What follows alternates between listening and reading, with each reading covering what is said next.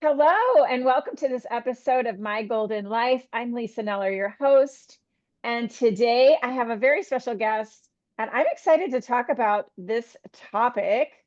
And the topic is, let me just get my notes, decluttering for an organized mind and life. And who doesn't need help with this? There's just a few people. Maybe my guest doesn't need help with this because she's already got it down. But my guest is Leslie. I want to make sure I get her name. Leslie Hawkenson. Yep. And she is an Arizona native, and she grew up in a small town in the White Mountains of Arizona. I know where those are, but if you don't know where those are, you could just grab a map and find them. But it's beautiful country up there. Her childhood was full of playing outdoors, driving tractors, riding horses, playing sports, music, and learning how to create her own fun. After high school, she moved to Phoenix, Arizona to go to college and study piano performance. But she quickly remembered how terrifying performing was and decided to study music education instead. Leslie completed 2 years of the music program before getting married and focusing on her family. She taught piano lessons for 20 years while raising their 4 children. At 36, Leslie decided to go back to school and she graduated from ASU, or Arizona State University, at the age of 39 with degrees in communication and human and family studies. I love that because I used to work for a university and I would enroll students who were, who had waited to go to school. And it's so cool to see people go back to school. So anyway, I think that's really cool. Leslie's always loved minimalism and organization and was active in these practices before she even had a name for them. And today she owns her own business. It's called Intentionally Organized and is very fulfilled by her work. She helps clients get their homes and business in order so that they can live their best lives. Leslie, thank you so much for joining me today. Thank you for having me. I'm very excited. It's my pleasure. It's my pleasure. All right, so I wanted to see if we could define clutter. And I mean, I think people like know what that is, but I just want to see what you have to say about it. Oh gosh, I think that my definition of clutter is very different than what you would find in the dictionary, right? Because clutter can be mental clutter, it can be physical clutter. So I think that clutter, the way I would define clutter, is anything that's keeping you from feeling peace in a space, from having clarity, and then is just causing some kind of like discomfort. So what's the difference between clutter and like hoarding? Because I have a brother-in-law who's like his place, it doesn't look terribly messy, but he's got a lot of stuff, particularly in his refrigerator. And he lives by himself. He's got no kids or anything. And but so what's the difference between like having some clutter, even if it's a lot of clutter, and like hoarding? I would say clutter is when you've outgrown the spaces that usually hold your belongings, right? So usually if you have clutter, you see it on top of your entertainment centers, piled on tables, right? Maybe in a corner. Hoarding is hoarding is a mental disorder, actually, right? And hoarding is when it has completely taken over your whole life. Like hoarders usually, it's completely taken over all the spaces in their homes. It they usually don't have a lot of friends. They don't really have a lot of social life and interaction. So hoarding is just a completely different level. Yeah. Yeah, and I can see how it's a mental disorder and very different. I will say that my husband and I are kind of cluttery. I'm just gonna say, like Okay. we don't, even when we had a bigger kitchen, we've downsized our house, but even when we had a bigger kitchen, we had always had stuff on the countertops, and now Mhm. we have less countertops. So it's even harder to maintain that sense of order. And there's always mail or something on the counter and food or whatever. Yeah. So, Yeah. what inspired you to become a professional organizer? And what do you love most about this work? Oh man. I want to say that the first time I didn't even know that there was a such thing as a career as a professional organizer until about like 2019, and Netflix came out with a couple of shows, Marie Kondo show and The Home Edit. And I was just flipping through different, things to watch on Netflix, and I saw that and I went, "Wait, what? People are making money doing what I do as a hobby." Right? I was like, "You can make a career out of this?" So that's when I started to just play around with that idea of like, oh my gosh, I could turn this into a career. Um, the reason why I became a professional organizer is because of the own work that I did in my own home and in my own life. So I grew up, I have 9 siblings. Oh, So wow. Right? So I grew up in just a lot of chaos. Like my parents did an amazing job with all of us, but there are always people around, always things, a lot of stuff going on. And on top of that, I've always had a very overactive brain, right? My thoughts just they go, go, go. And before I can finish one, another one's there. And I'm sure there's a diagnosis for that. But back then, you just didn't check things like that out. But I always had a really overactive brain. And so things were it was easy for me to get overwhelmed and overstimulated. And I was very sensitive to my surroundings. Right. And so even as a young child, I was finding those spaces where I could go to unwind, to have some peace, to kind of quiet my mind. And so that's why I say, like, before I even knew what minimalism and organization were, I was trying to do those things in my own spaces. So as a really young girl, I had to share a room, as you can imagine, with 9 siblings. But my side of the room was off limits to my sisters, and I had it very clean, and I didn't have a lot of clutter out because that's how I felt peace, right? And then, when I had siblings move out, I had my own space, and again, I did those practices. But really, when it really became difficult for me was when I got married and had all my kids. And it was really, really hard for me to control my environment. You can't control. You don't want to control kids. You don't want to control a spouse, right? And it became really hard for me to try to control the clutter that came with families. We had 2 businesses. I have 4 kids. And I just was really overwhelmed all the time, really, really, really unhappy. Didn't have a lot of Mm, patience, right, for my kids. Didn't even like to be home, right? And so I think that I got so miserable that I started to go, "Okay, hold on a second, like, this isn't what I wanted for my life.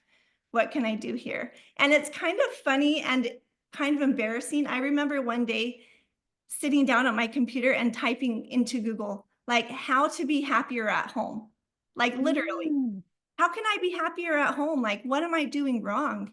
And I just read article after article, lot of different websites recommended certain books. I read books, I watched videos, and there was always this underlying thing where it said, cut your clutter, simplify, organize, create boundaries, always in everything I read. And so I started to take those things into heart and put them into practice.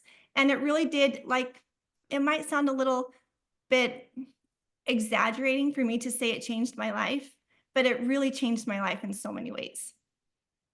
that's So so that's cool. how, I mean, so uh, something so simple as reading a magazine or a blog or blog post or something that gives you this idea and you go it's like you get the light bulb goes yeah. off or oh, I love that. So, you know, a lot of people feel overwhelmed by clutter, which sounds like maybe that was you. Mhm. Where would someone start if they don't know how to start decl or begin decluttering? I think that one problem that people have when they think of decluttering is they try to tackle a really big space, right? And so that becomes really overwhelming. They get way in over their head and then they're like really discouraged. Like, I don't think I can do this. Maybe, decluttering isn't for me. So I would say for sure, start very, very small. Okay. So there's some simple practices to to declutter, right? So I would say start with a junk drawer. You might be like, oh, that's not going to make a difference. You know, it's so insignificant and small. But how many times do we open up our junk drawers? Like a lot. We're looking for that pen, we're looking for that straw, we're looking for that mail, whatever it is. And so if you can get one little space in order, especially one that you visit often, it's going to give you just a little bit of that like momentum to move on. So when you're decluttering, it's really important that, for example, you open that junk drawer, you want to pull everything out and categorize it because it'll surprise you when you look and you go like, I have 22 pens, right? Do I need 22 pens in this space, right? So anytime you're decluttering anything, you want to make sure that you're throwing away garbage, that you're categorizing just so that you can see exactly how much you have, that you're editing those items, and then you can put them back in an organized way. And When you I think, oh, sorry, know, go ahead. like byproduct even, just decluttering and making space, more space in those spaces will feel so good. It'll feel good, and we're gonna talk about that in just a second, but I just wanted to say, when I think of junk drawers, I think of my husband.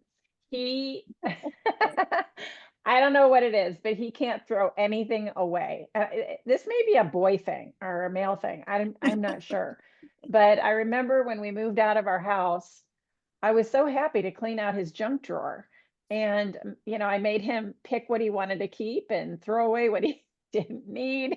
Yeah. Um, and I don't feel like I have that same problem, although I probably do and I just don't know it. I don't know. But I do relate to the pen thing because I do have a bag. I have a baggie of pens in my kitchen drawer, but that's organized, right? Like the That's in pens a are bag. together. Yeah. Yes, no, for real. You're containing it, and Yeah. you know exactly where they are and they're contained.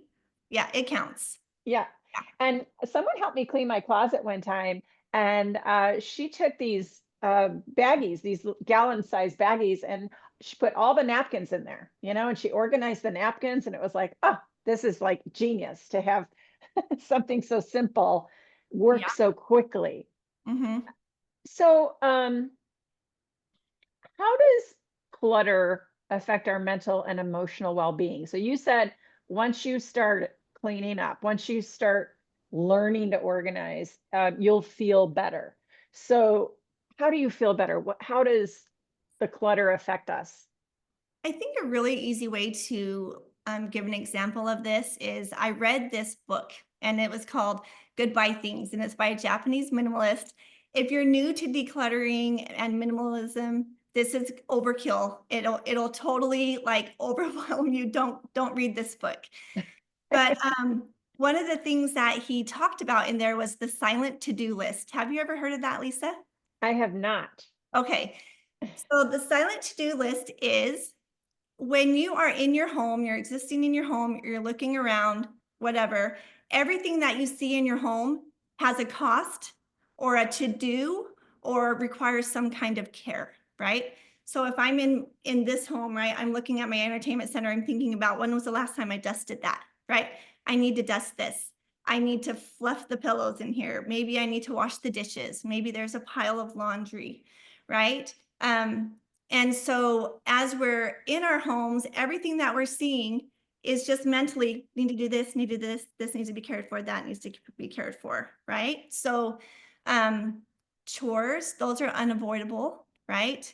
We always have chores to do. That's part of maintaining our homes, but yet they're on our to-do list in our head, right? And then anything that's sitting out is also in your head. I need to wash this, I need to put this away, I need to iron this. Maybe I need to store this. Maybe I need to find somewhere for this to go, right? There's just constantly this mental taxing on ourselves. And so when we have clutter and it's everywhere, can you imagine like what an effect that takes on you or Yeah. makes on you? Um, I want to see what your reaction to this because I read a statistic and it said that the average American home, maybe you can guess, like how many items do you think our homes have in them? Oh my gosh. I hundreds of items. So this statistic said 300,000. 300,000? 300,000. Okay. The average American consumer home. So that's what I thought too. I was like, that seems like a lot. But when I thought about all the things I had before I went on this journey, but also just like every paper clip, every nail, every little thing in your toolbox, all the Christmas decorations, every little bulb, all the things that you cook with, all of your underwear, every sock. I mean, right? If you Yeah. really think about it, maybe not every home has that, but that has a lot. And if you think about it, that's 300,000 distractions. Because I feel like the more items and the more clutter that we have in our home, the harder it is to focus on the things that are important to us, right? And so I don't think that we understand like the the psychological like drain that that causes us. Yeah. I mean, I did think of the paper clips when you said 300,000. I was like, okay, I could break this down a little bit, but that does sound overwhelming. And I just downsized my house 2 summers ago, and it didn't feel like I had 300,000, but it's kind of like, psychologists say we have 50 to 60,000 thoughts a day, and we don't believe that, right? Right, But right, imagine like the 50, 60,000 thoughts that you have and the 300,000 pieces of whatever in your house. That right. is overwhelming to the brain. Um, so I know we kind of talked about one of the biggest mistakes people make when trying to get organized is they take on too much at one time. Yeah. And you Mhm, said that you should start in little bits, right? mhm. Like little, start with little things. One of the things I did when I moved out of my house was I had a friend tell me just take one room at a time Yeah. and, just unpack it, like get rid of everything and shut the door, which I did. I took her advice and that really worked. And by the way, I got everything done in 6 weeks and I was working full time at the Wow. time. Wow. So I Yeah. got really focused, and I think focus might be a good word. Um, but what do you have any like simple systems or habits that help maintain an organized home long term? So, Simple habits. yeah, I mean, when you say the word maintain, right, we're talking about you've already done that work and you've done the decluttering, right? Yeah. And you've organized. So I would say some really simple habits would be there's something called the 2-minute rule. And it Uh-huh. just means that if you see something out of place or that needs to be taken care of, if it takes less than 2 minutes, just do it immediately, right? Mm. It's less than 2 minutes. And this was something that I had to tell myself, like, if I can find time to look at Instagram or message a friend or whatever, like I have 30 seconds to pick something up. You know what I mean? So Yeah. I think that 2-minute rule is really helpful. And that kind of goes along with also like doing a reset every night before you go to bed. If you just say, I'm going to spend 5 or 10 minutes, walk through my home, put things away that are left out, maybe wipe down the counters. Even if you don't have time to wash dishes, you can put them in the sink, right? Just Yeah. really doing those little it's kinda like the little deposits that add up over time, right? If you're just doing a little bit at a time and make it that part of your normal routine, your part of your normal living, then it's not gonna get piled up on you, right? So I think that's Yeah, really I'm thinking of the almonds that are sitting on my counter in the kitchen right now that don't need to be there. right. Yeah. And it's not like I'm grabbing them every single day. It's just they're sitting there and I'm looking at them. So, well, Mel Robbins has this 5 second rule. I wonder if I could use that.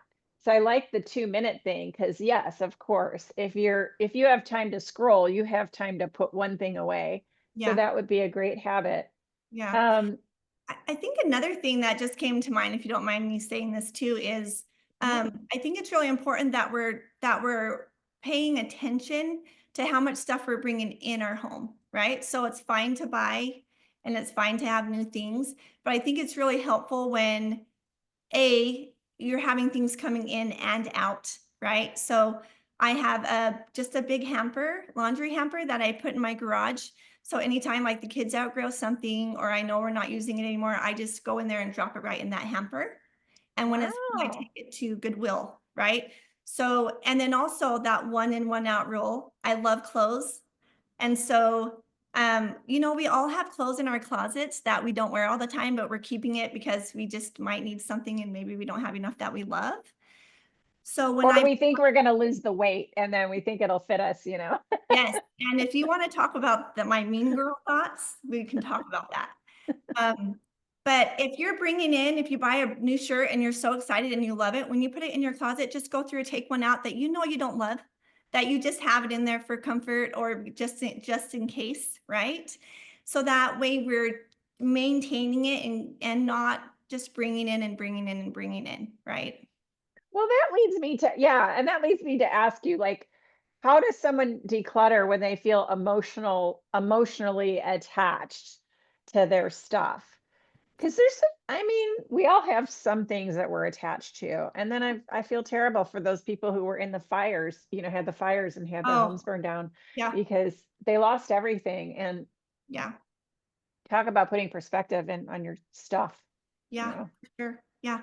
And I'm not so much of a minimalist that I think we have to get rid of everything. Like I Yeah. have two bins of things that I have in a closet, right? That are just so extremely special to me. I think that when it's hard for a lot of people have a hard time getting rid of things, right? Have a hard time decluttering. I think if you can really identify your why, you have to have a why. You have to have something that you can go back to when it's hard to say, no, I'm doing this for this. For me, it was because I wanted to be a better mom. I was really feeling a lot of disappointment with my lack of patience and other things, right? So I was feeling a lot of guilt there. I wanted to be a better mom. And I wanted my home to feel like a safe haven. Um, I believe like our homes are the most important place on earth, right? For Mm. so many reasons. And I wanted my kids, they're going to be out in the world, we're going to be out in the world to come home, and that is their safe place to land. So when things got hard for me, I could go back to that why and say, no, I am doing this Mm. because of this. So if we can really identify what that why is for ourselves, that's really helpful. Also, you need a friend. Like you need somebody to talk you off the edge, right? Like, hey, no, you got this. Let me help you. Or how are you doing on that? Those are so, so important. Um, I worked with a woman that had a really, really hard time. She had accumulated a lot. She had a really hard time getting rid of things. And for example, she had two huge bins full of school supplies, like markers and crayons and notebooks and pencils. And she was a grandmother. And these bins were just so dusty. She wasn't using them. And she didn't want to get rid of them. So first we canceled her Amazon subscription to these things, right? That's a huge problem.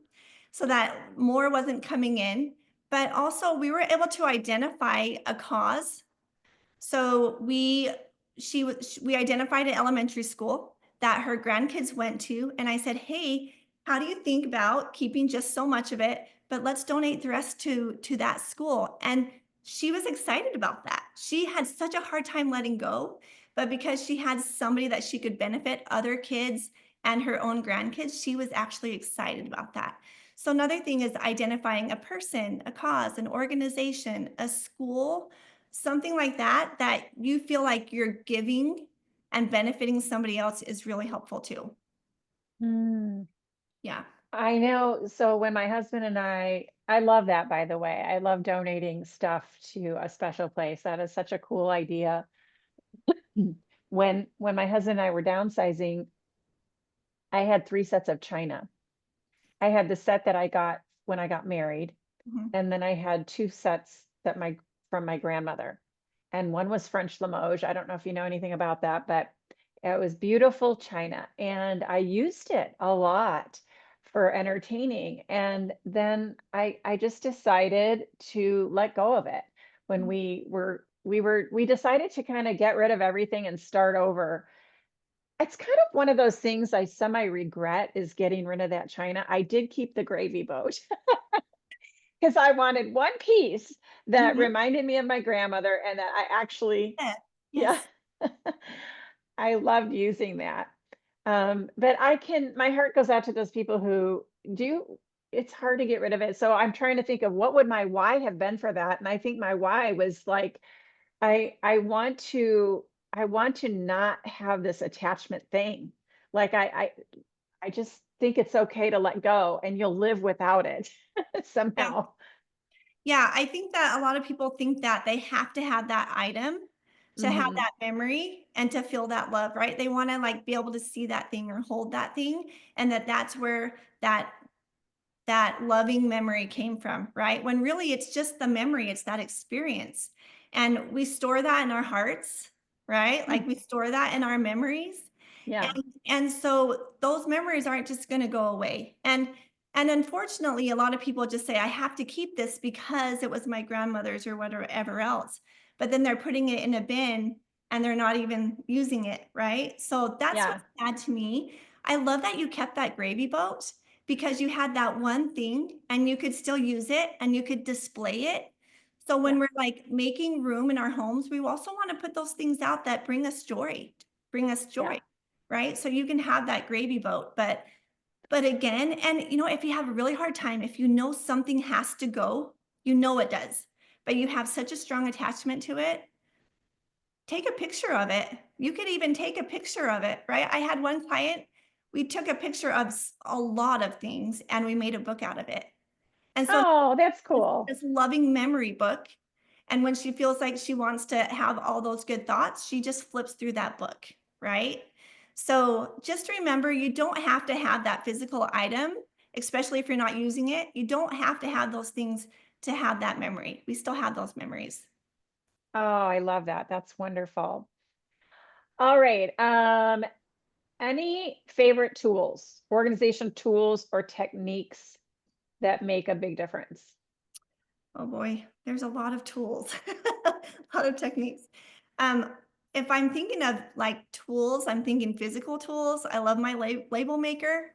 Uh-huh. Right? And Okay. it's not just because it looks awesome to have labels on things, right? But it's really to help the other people that you live with, establish habits of putting things back, right? So if everything in your home has a home and you know that you can go to that place every time and that's where it's going to be and it's labeled so you're remembering where to put it back, then it just makes things so much easier for you. I think that's a really good one.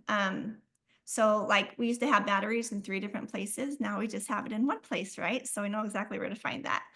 Um, I think another technique was staying organized. I guess just one of my favorite tips is what I call prime real estate. And it sounds funny when you're talking about items in your home. But for example, in our pantries or in our master closets, I'll go with master closets, if it's spring, we wanna have all of our spring clothes where we can reach them, where we can access them easily, right?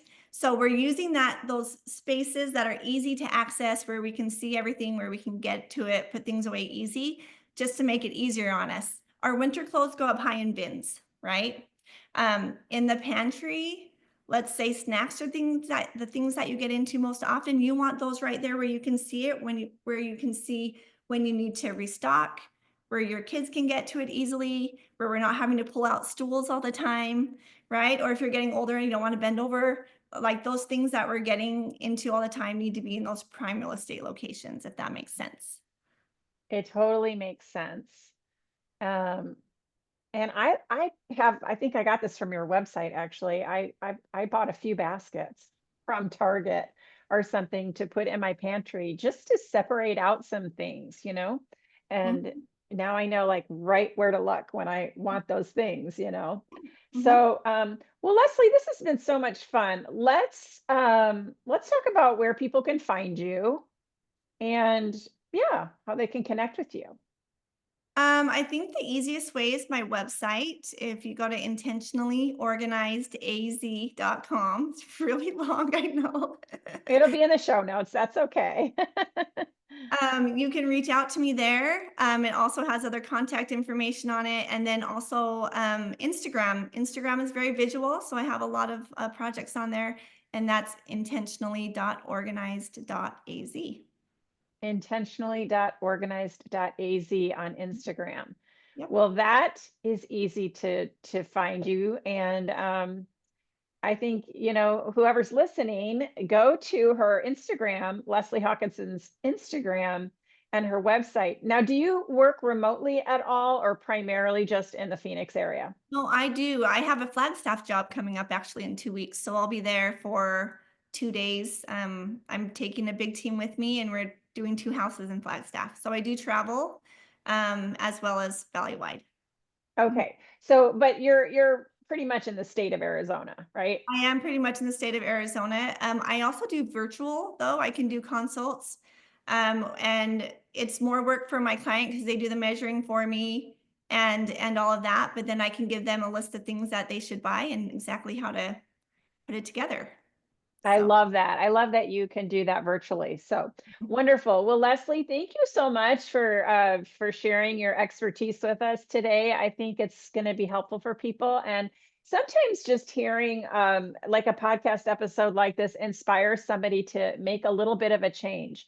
For Mhm. me, I one time heard, oh, I can't remember. Oh, I had joined a program and I heard this idea of decluttering or cleaning up, and it was like the month of October. And so I got someone to come over and help me just clean out a closet, like Yeah. that was just one big thing that was on my brain. Yeah. And it felt so good. We used all black hangers that we got from Costco. So Mhm. all the hangers matched and everything got put into color coded.